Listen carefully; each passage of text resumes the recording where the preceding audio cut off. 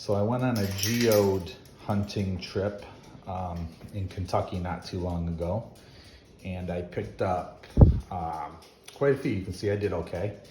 I wanted a good time of the year, of course, because spring thaw pretty much just happened down there, and spring thaw means lots of erosion. So a lot of people, they'll ask the question, how do I know it's a geode, and those sorts of things. So I thought this would be a good opportunity to maybe talk about some of that. And geodes form in sedimentary rock, limestone, I believe is where I pulled these out of. And limestone, as most of you should know, is a sedimentary rock, and it forms in these flat layers, as you can see. So when you're driving through a road cut in Kentucky or southern Indiana or Iowa or wherever you're going geode hunting, you're gonna be pulling round shaped rocks out of flat rocks. And that is how you know that you've got a potential geode.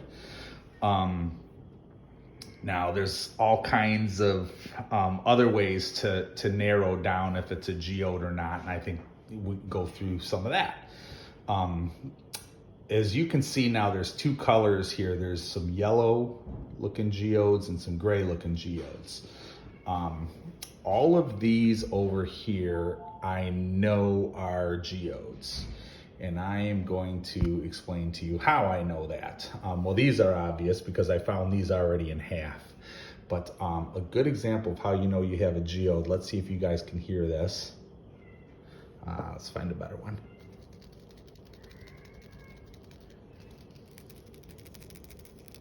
I don't know if you can hear that shaking and rattling in there, but when you shake a rock and you hear rattling inside, you know it's hollow.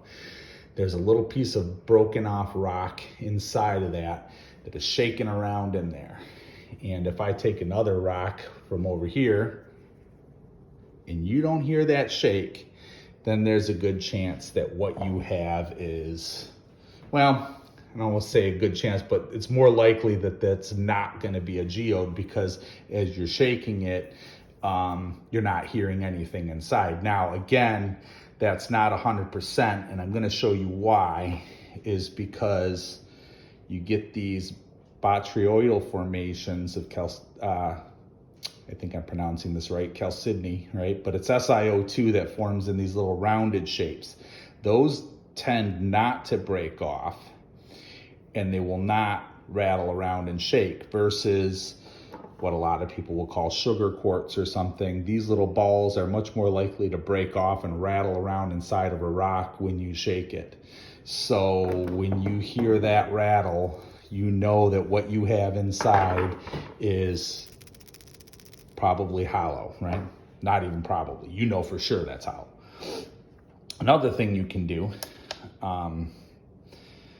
that is it should make sense, right? You've got two rocks here that are pretty close. I tried to pick two that are pretty close to the same size, and I don't know if you can hear it, but I know that this one rattles and this one doesn't. So when I weigh these up, you're gonna see that one's saying it's about 32 grams.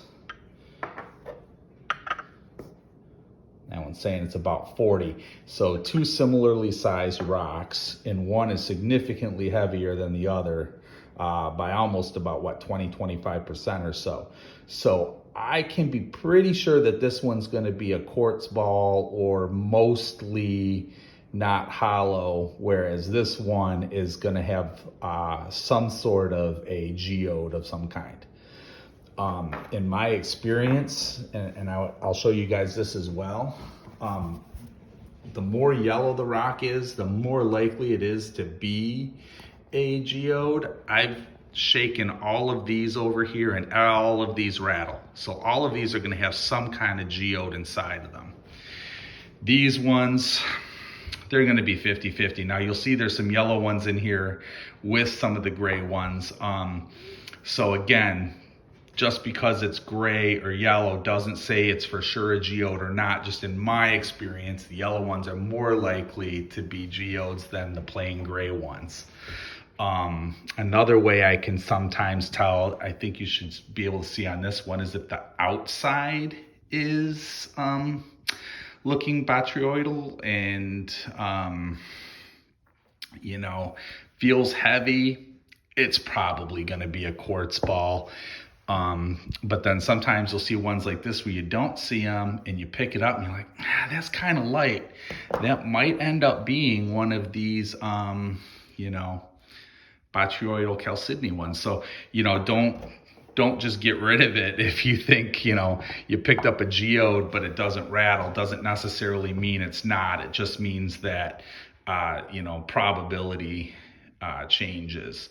I don't know if this is like, here's one that looks gray and you can see, yeah, it's a little hollow down inside of there, but you know, for the most part, this is a quartz ball versus something like this where it's yellow on the outside and it's light and you pick it up and lo and behold, wow, you know, that's what most people would consider a geode to be. Maybe this one could do with an iron out bath, but there you have it. So just to show you a couple more things again, here's one that looks mostly gray on the outside, but lo and behold, it is a geode and it's got some little dolomite secondary mineralizations in there.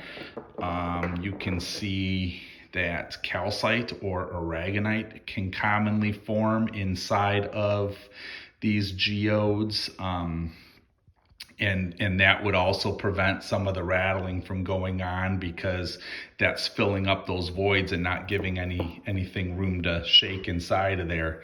And sometimes you can get these, you know, it's very hard to see in the very bottom of this geode. There's like a goethite formation. Maybe it's a pseudomorph after something. I had to have to study that a little bit closer, but so as we go through here, I'll start to probably post some of these, but just thought I'd go through, you know, how do you know it's a geode? How do you know it's not a geode?